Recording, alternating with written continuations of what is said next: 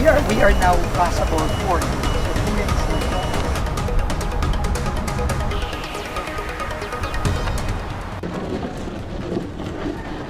na. Good morning. Nandito tayo sa isang section ng Metro Cebu Expressway na nasira 2 years ago, noong 2024. So finally, pinangako natin na matatapos ito by June. Ito na ngayon tayo para tignan at inspeksyonin. Malaking bagay ito because napakasama nung daan noon na yung ginagawa ng kanilang planta, yung lente na sa telepono. Dahil sa pagkalubak, yung itong produkto nila, pag dumadaan dito sa daan na ito, nababasag. Nababasag yung lente na kanilang ginawa. Kaya napakasayang naman. So, good. At may isa pang daan, there's another section na dito, papunta rin, ginagamit din nila.